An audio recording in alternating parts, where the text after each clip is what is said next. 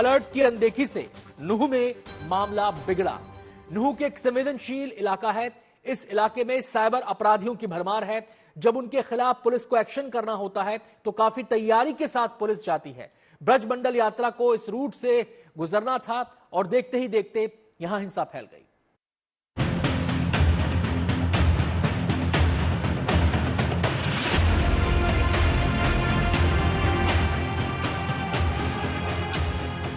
कारगिल युद्ध में दुश्मनों को धूल चटाकर विजय पताका लहराने वाले ये हैं होमगार्ड नीरज के पिता।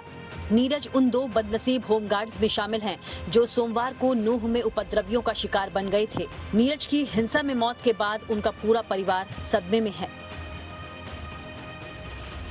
नीरज का परिवार गुरुग्राम में गढ़ी बादिजपुर गांव में रहता है।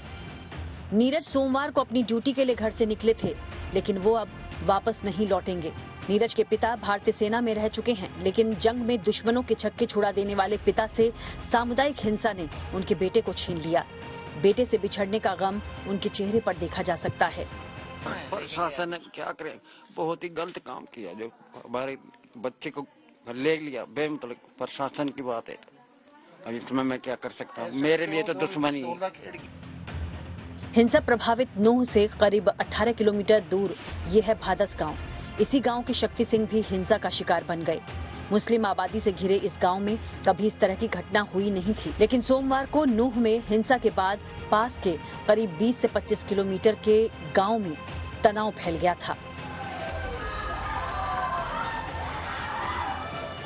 बड़कली के एक मिठाई की दुकान पर काम करने वाला शक्ति पास के गुरुकुल पर हमले की खबर के बाद वहां पर गया, लेकिन इसके बाद वो वापस नहीं आया। मांडीगढ़ हॉस्पिटल से सूचना मिली कि भादस गांव से कोई डेड बॉडी आई है, तो हम यहां से गए और जो है वहां हॉस्पिटल में जाकर के देखा तो वो हमारा भाई था। नूह में जब सोमवार को हिंसा की आग भड़की तो उसने केवल नूह में ही तांडव नहीं मचाया, बल्कि उसने देखते ही देखते पड़ोसी गुरुग्राम को भी अपने आगोश में लिया। यहाँ उपद्रवियों ने बादशाहपुर में एक बूढ़े व्यक्ति की दुकान को आग के हवाले कर दिया। हाँ, सारा सामान, मेरे कपड़े लत्ते सारे को सब कुछ जल गया मेरा। कितना रुपए का सामान होगा? अरे बहुत रुपए का सामान था। मैं तो रात दिन यहीं रहता था, मेरे तो घर भी कुछ ना, मेरा तो इसमें ही जो कुछ था। अरे इसमें तो 3 लाख का नुकसान है, क्या करूं बताओ।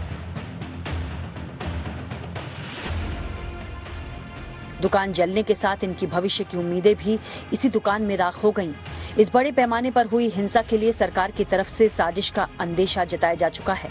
मुख्यमंत्री और गृह मंत्री तक कह चुके हैं कि इस हिंसा का मास्टरमाइंड कोई और है, लेकिन हरियाणा के डिप्टी सीएम दुष्यंत चौटाला का मानना है कि आयोजकों ने पूरी जानकारी प्रशासन को नहीं दी। जो आयोजक थे कल की यात्रा के, उन्होंने भीड़ एस्टिमेशन का प्रॉपर ब्यौरा डिस्ट्रिक्ट प्रशासन को नहीं दिया। कहीं न कहीं उसकी कमी के कारण ये दुर्घटना कल हुई।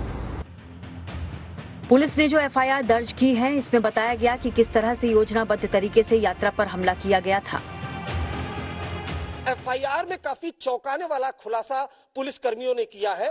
पुलिसकर्मियों ने बताया है कि जब यहां से शोभा यात्रा शुरू हो रही थी तो ये जो पहाड़ी आप देख पा रहे हैं, इन पहाड़ियों से, आसपास की पहाड़ियों से और आसपास जो खेत है, उन खेतों से 700 से 800 लोग, जो भीड़ थी, उपद्रवी भीड़ थी, उनके हाथ में लाठी डंडे, अवैध हथियार थे। वो धार्मिक नारे लगाते हुए शिव मंदिर के पास जो यात्रा चल रही थी उसे रोकने की कोशिश करने के लिए आगे बढ़ते हुए नजर आते हैं। लेकिन सवाल ये है कि जब योजना बनाई जा रही थी तो राज्य की इंटेलिजेंस और पुलिस हाथ पर हाथ धरे क्यों बैठी रही? गुरुग्राम से श्रेया चटर्जी और नूह से अरविंद ओझा के साथ bureau report, good news today.